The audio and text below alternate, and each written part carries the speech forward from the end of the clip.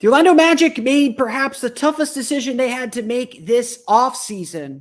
Why it's a sign that this team is ready to take its next steps.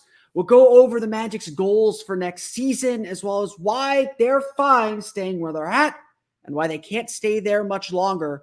Let's get to it. It's time for Locked On Magic. You are Locked On Magic, your daily Orlando Magic podcast, part of the Locked On Podcast Network, your team every day.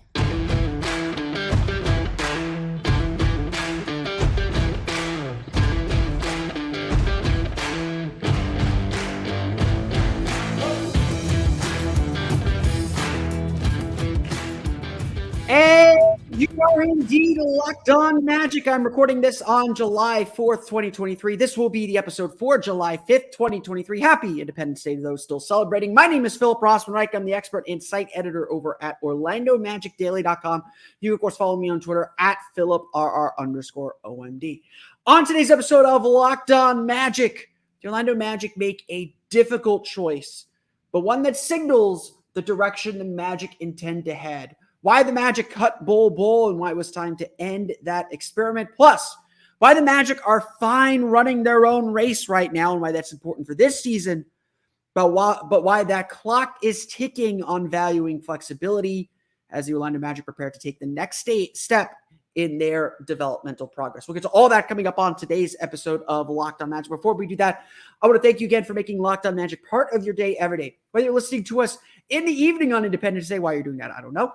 Whether you're listening to us first thing in the morning, whether you're listening to us right when we upload, we truly appreciate you making Locked On Magic part of your day every day. Remember, there's a great Locked On podcast covering every single team in the NBA. Just search for Locked On and the team you're looking for, the Locked On Podcast Network. It's your team every day. Today's episode is brought to you by our friends at FanDuel Sportsbook, official sportsbook of Locked On. Make every moment more. Visit FanDuel.com/LockedOn today to get started. When the Orlando Magic, or at least when it was reported, I should say, everything's reported right now. Nothing is official yet. But when it was reported the Orlando Magic were set to sign Joe Ingles and then set to re-sign Mo Wagner, everybody knew the Magic had one more move to make. They had one more thing they had to do. They had one more bit of business to clean up before we got to the end of the offseason. And for whatever reason, it's not really clear why, but the Magic were able to extend their deadline to decide this move until at least today. But the Magic made the move I think we all suspected that they would make. And it's a hard one. I'm not going to sit here and lie to you that it is, that it feels like the right decision. It feels like what the Magic had to do to take their next steps and a sacrifice they had to make, but let's not kid ourselves. This is a hard decision to make, and it is the first of a series of hard decisions that are going to come over the next year and over the next several seasons as Orlando prepares to build itself into what they hope can be a title contending team. But the first of those difficult decisions came Tuesday. The Orlando Magic announced that they are waiving Bol Bol. His guarantee date on his contract was extended to an unknown date, but assumedly, the Magic did not guarantee that contract, $2.2 million for that last year. Did not guarantee that contract. And Bol, despite having what was a solid season, is no longer a member of the Orlando Magic. To say the least, this was a necessary move because the Magic did have one more roster spot and Bol had the contract that was easily cut and didn't cost the team anything. It's easy to say, oh, why didn't they cut Chuma Okeke, who they're not using anyway, instead of Bol Bol, who they were using? Well, that's not your money that you're spending there. This is a cost-cutting move and obviously one that kind of had to be made. Bol had a really strong season last year. I don't think there is no other way to describe it. He averaged 9.1 points per game, 5.8 rebounds per game, and 1.2 blocks per game. Shot 54.6% from the floor and 26.5% from beyond the arc. Certainly, his season tailed off as we got closer to the end, though. In the first 37 games of the season, Bol averaged 12 points per game, 7.1 rebounds per game, and 1.6 blocks per game, with shooting splits of 58-8, 38-8, 73-9. He started 32 of those first 37 games that the Magic played. In the final 33 games of the season, however, Bol really struggled. His minutes dove from 26.1 minutes per game to 16.3 minutes per game. And his numbers dropped pretty precipitously too to get to 9.1. In fact, he shot well below 30% from beyond the arc, as he finished below 30% from beyond the arc for the season. And he did not play. He was a DNP coach's decision in 7 of the final 10 games, only playing in the final 3 games after Orlando was eliminated from postseason contention. At his best, Bol Bol was a highlight machine, a 7'2" big with guard skills who could attack in transition, get downhill to the basket, put the ball at a height that no one could reach, hit threes, block shots. At his best, you could see exactly why everyone believed he could be such a special player coming out of high school, and why the Denver Nuggets took a flyer on him, and why everyone believed in him. At his worst, you could see why 7-footers doing all that stuff can be a little bit of a problem. Bol really struggled with his defensive awareness, often losing players in the corner, in help side off too often, being a player that teams can attack. As good as he was in the half court, attacking and getting downhill, he was very bad at attacking in the half court. From a standstill position, he would often just try and drive into traffic. He ended up turning the ball over a lot and just became a player that the Magic could not trust. And that is ultimately what this comes down to. Look, Bol did not play the first 3 years of his career in Denver. And the reasons for that are Denver's roster stacked. They didn't have the time to play him. This was essentially Bol's rookie season. Last year was the first time that Bol got consistent minutes at any point in his career. And so the Magic gave him his first real opportunity. And look, like any rookie, they're going to have moments that they're really good. They're going to have moments that they're really bad. And while Bol's been in the league for a little bit longer than that, last season was essentially his rookie season. It was essentially him getting the rookie experience. As far as experiencing things for the first time. And on a rebuilding team, they can stomach some of those errors. They can stomach some of those mistakes. They can stomach some of those miscues. They can stomach having to learn on the job the way that Bol Bol had to learn on the job. But that's not where we're at anymore. And ultimately, what Bol Bol needs to be successful is he needs the space to explore his game, to explore all that vast talent that he has, and the chance to, yes, make and learn from mistakes. The Magic put him on the bench, and the Magic buried him a little bit in the rotation because Bol wasn't necessarily learning from some of those mistakes. He was making a lot of the same mistakes, and it was a struggle for him to branch his game out. But he also got pushed to the bench because the Magic's goals suddenly changed. Yes, they got healthier. So yeah, Marco Fultz, Cole Anthony were in the lineup. They no longer needed the jumbo lineup. Jonathan Isaac got healthy for a little while, so he wasn't needed there either. The Magic, though, their overarching goals changed. And that's ultimately why I think that Orlando made this decision to go in this direction, to sign a Joe Ingles instead of focusing on shoring up their center depth. To bring back Mo Wagner, knowing full well that was going to cost them a really talented player in Bol Bol. At the end of the day, what this means to me is something we've talked about on this pod this entire offseason, ever since the season ended. The Magic, as an organization, as a team, are growing up. They are readying and preparing to take that next step forward. To be that team on the rise. The team on the rise that we all suspect they want to be. That can make the playoffs. You know, you go through the roster today, it is deeper than it was last year. No more Terrence Ross. You know, maybe not the best example. No Mo Bamba, no Admiral Schofield, no Michael Carter-Williams. Replaced with players that we believe can be rotation players.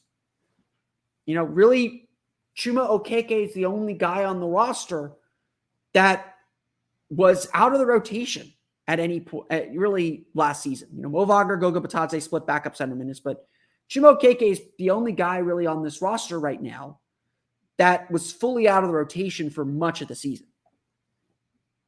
This is a deeper team with bigger expectations. And the fact of the matter is, Orlando is no longer a rebuilding team, because a rebuilding team would have the time to invest in Bol Bol, would have the time to see the good over the bad from Bol and to give him the space to learn. And not that Orlando didn't give him that last year. They certainly did, and they kind of made their choice when they moved him to the bench. But as the Magic got deeper into the season, they became more serious about competing and winning at a playoff, about trying to win games, and started making some rotation decisions, not always, but started making some rotation decisions to build to that effect. Waiving Bol Bol today is as sure a sign as there is that the Magic do believe they are ready to compete more seriously. And unfortunately, young players who have a lot to learn, like Bol Bol, don't often fit in with those teams. And so the Magic have made that decision to move on. And that's a good segue to get us to what are the actual goals of the season. I know I've talked a little bit out of both sides of my mouth, so let's clarify some things and clarify why the Magic made the moves they made as they try to strike this really difficult balance of being more prepared to win, but still investing in a lot of youth. We'll get to that coming up here in just a moment. But first, it's time for a quick word from our friends over at FanDuel. Take your first swing at betting MLB on FanDuel and get 10 times your first bet amount in bonus bets, up to $200. That's right, just $20 and you'll land $200 in bonus bets, win or lose. That's $200 you can spend betting everything from the money line to the over-under to who you think is going to hit the first home run. All on an app that's safe, secure, and super easy to use. Plus, when you win, you can get paid instantly. There's no better place to bet on MLB than FanDuel, America's #1 sportsbook. So sign up today and visit FanDuel.com/LockedOn to get up to $200 in bonus bets. That's FanDuel.com/LockedOn. FanDuel, official partner of Major League Baseball. We want to thank you again for making Locked On Magic part of your day every day. Got to remind you all to check out our subtext community. I was able to send out a subtext today with my initial thoughts on on the decision to waive Bol Bol. But Summer League coming up, you're going to want my thoughts as well on the Summer League roster, who to watch, who's standing out, and other notes that I find on the Summer League team. Check it out today. Go to joinsubtext.com/LockedOnMagic to learn more. Joinsubtext.com/LockedOnMagic to learn more. So the Magic have made this decision to waive Bol Bol, and it's obviously a piece of a lot of decisions that have been made over the course of this offseason. The Magic are just in this really interesting spot. They entered the offseason with a ton of cap room to spend, around $21, $22 million. They ate into that very, very slowly, and that included their draft picks, but about $22 million of cap room. They ate into it very slowly, keeping Goga Batadze, picking up his team option as a useful player, as a player that they felt could be useful, and then spending essentially all of it on Joe Ingles and Mo Wagner, at least reportedly spending all of it on Joe Ingles and Mo Wagner. They did not use that cap room to absorb more salary. They do not appear to be trying to get into any kind of trades. They don't seem to be. They didn't seem to be looking to be super active. Yet, as I just mentioned, the expectations in Orlando have grown. They've changed. This team is expected to do a whole lot more. I'm trying to move myself out of the sun. I apologize. This team is expected to do a whole lot more this year. And I understand this criticism because continuity has been a big thing and has been a cover for Jeff Weltman from doing bigger moves. However, in this instance, I think it does make sense. In this instance, I think the Magic are thinking logically. They are trying to walk this path of both being a developmental outfit and a winning outfit. And obviously, they've already sacrificed one development project to try this. But they're trying to give their young players the chance they deserve to try and figure this out. They believe Paolo, Banchero, and Franz Wagner can be the top guys on their team. They're not about to go grab a Damian Lillard, for instance. That they're not going to grab Damian Lillard, but they're not going to go grab a Damian Lillard. They weren't going to go grab a Donovan Mitchell last year to take the ball out of their young players' hands. They want them making mistakes right now. You know, I talked about how they couldn't afford to let Bol Bol make mistakes in the role that he was playing. Well, Paolo Banchero making mistakes ain't the worst thing in the world, as long as he's learning from them. Because getting late game experience, learning how to play late games, that's a big thing for him. That's a big deal for him. That is something that the Magic want to see happen. And if Paolo makes a mistake here or there, that's fine, because ultimately that's going to help him when they're really ready to compete a few years from now. Orlando worked this offseason in a way that we expected. We expect them to be fairly quiet, but they worked this offseason not worrying about what everyone around them's doing. They don't care that Cleveland got Max Strus. They don't care that Indiana added Bruce Brown, you know, player that a lot of us thought the Magic would be going after. They do not care that Miami is chasing after Damian Lillard. None of that stuff matters, because yes, while we're all competing for the same 10 playoff spots, at this juncture, the Magic know and the Magic feel that internal development is going to help them take that next step. At this juncture, this team, this franchise feels that if they take care of themselves, if they improve their roster, if their young players get better, they're going to start seeing the results that they want to see. And so they didn't feel the need to put a bunch of money into the pot.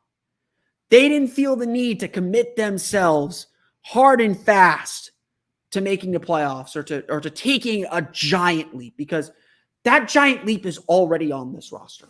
The leap that this team needs to take wasn't coming from the outside. Would Fred VanVleet have helped? Sure. At $40 million, you know, with the contract that Houston gave them? Maybe not. Maybe so, maybe not. We'll see.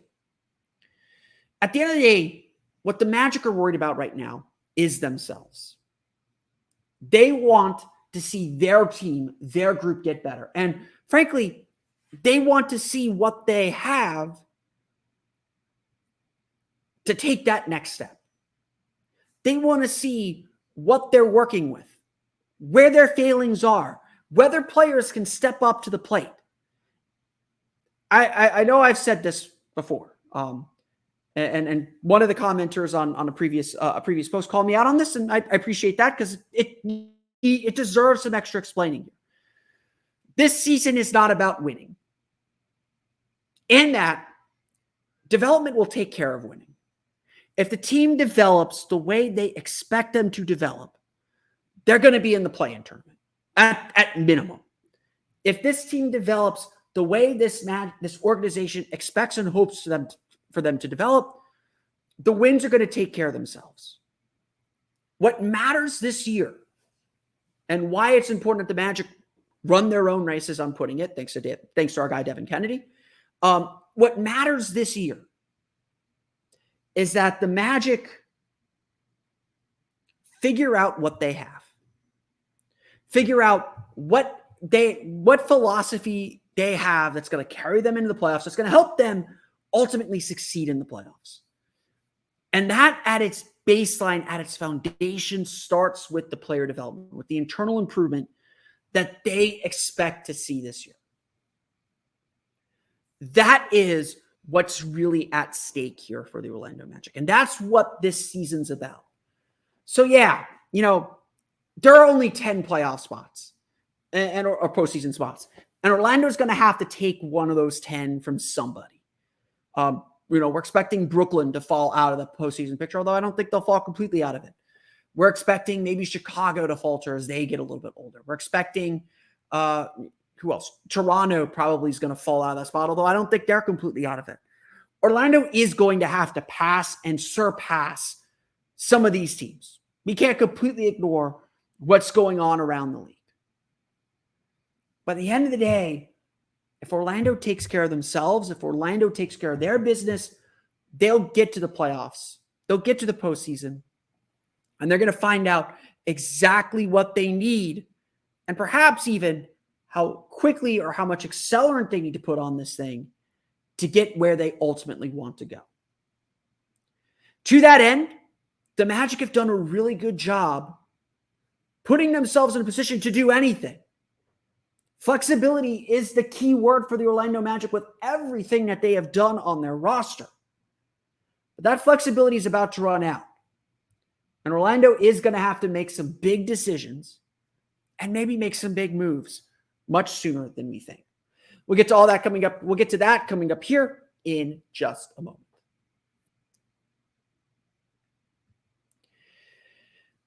So when we talk about this Orlando Magic team then, flexibility has been a really key word that's been thrown around. I'm not going to sit here and pretend that it's not. Orlando has all of these like really, really fun, funky contracts. The front-loaded Wendell Carter deal. Jonathan Isaac's fully non-guaranteed in 2020 for the 2025 season. Joe Ingles is reportedly a team option for the 2025 season. I am suspecting that Mo Wagner's contract only has a partial guarantee for the 2025 season as well. The Magic have this like really fun ability to be a cap room team again next season, as well as to be a major player at the trade deadline, to be a major player in the trade market. This is a team that can do anything. And look, I think John Hollinger made this point really well on The Athletic. I agree with it. I know I've been banging this drum for a while now as well, that, players don't move in free agency anymore. I'm trying to fix the lighting here. Sorry. That didn't work either. Sorry. Players don't move in free agency anymore. Yeah. Yes. Fred VanVleet got the max. Looks like James Harden's going to get the max. There are a few max contracts thrown out in free agency, but players don't move in free agency as much. They're all moving in trades.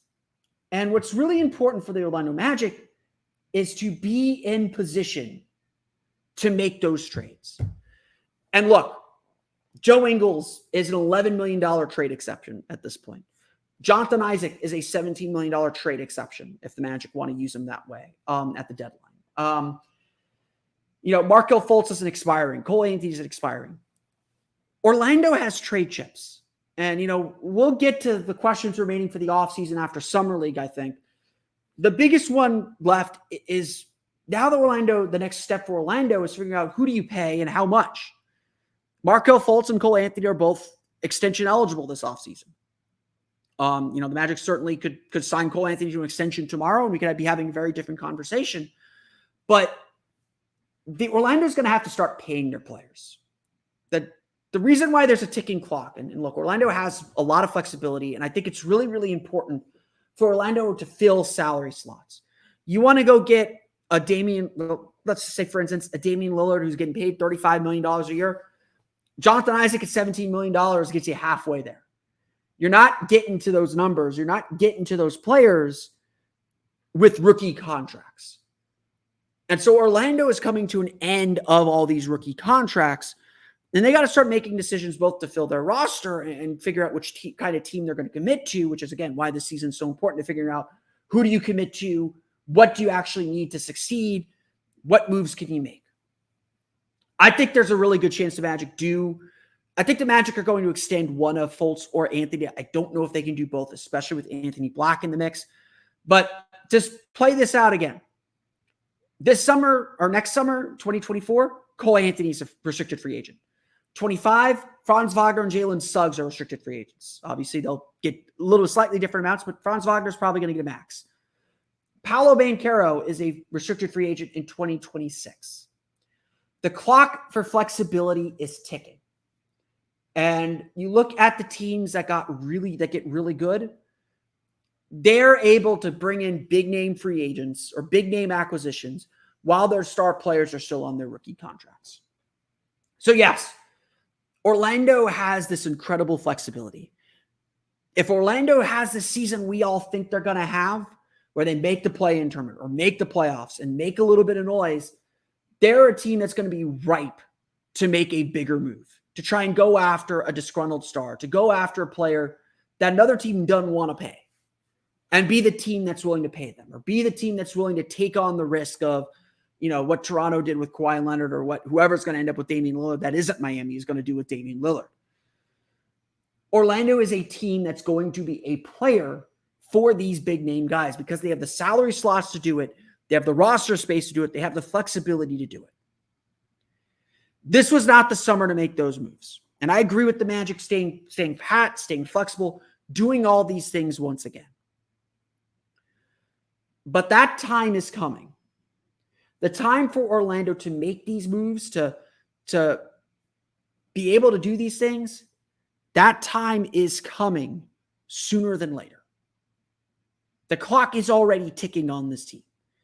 And so to the fans that feel like they should have been more urgent, that they should have gone after some bigger name players, that they should be taking more tangible and concrete steps forward, you're not wrong. Because Orlando's clock to get all this done is indeed ticking. It is already counting down. It is already getting closer and closer to midnight when this whole thing turns back into a pumpkin. Every franchise is trying to delay that time. So every franchise, except for the Lakers and the Heat apparently, have to rebuild at some point. The Magic have the possibility of doing anything. Ultimately, though, what they're able to do and what they want to do starts with what they do on the court this season. And that's why, again, bringing it all the way back, that's why the Magic had to make decisions based on winning. That's why the Magic have to give the young players they want to invest in, that's Paolo and Franz, the space to make their mistakes and to cover for those mistakes. They didn't have time to develop a Bol Bol anymore because this Magic team knows that clock is ticking and they're in a new phase of this rebuild. I want to thank you all again for listening to today's episode of Locked On Magic. Of course, find me on Twitter at @PhilipRR_OMD. Subscribe to the podcast on Apple Podcasts, Stitcher, TuneIn, Himalaya, Google Play, Spotify, Odyssey, and all of our based on podcasts to your podcast-enabled listening device. For the latest on the Orlando Magic, be sure to check out OrlandoMagicDaily.com. You can, of course, follow us on Twitter at @OMagicDaily. We want to thank all of our everyday listeners. We appreciate you tuning in every day when you can. We'll be back with a fresh episode of Locked On Magic tomorrow. We'll probably dive into a little bit of the backup center debate with Mo Wagner and Goga Bitadze now that Wagner is back in the fold. We might also talk a little bit, just a little bit maybe, about some other summer league guys to watch, especially Caleb Houston. I'm going to write a little bit about him tonight, it looks like. But we'll see what we end up talking about tomorrow because, news can happen as well. But until then, for Orlando Magic Daily and Locked On Magic, this has been Philip Rossman-Reich. We'll see you all again next time for another episode of Locked On Magic.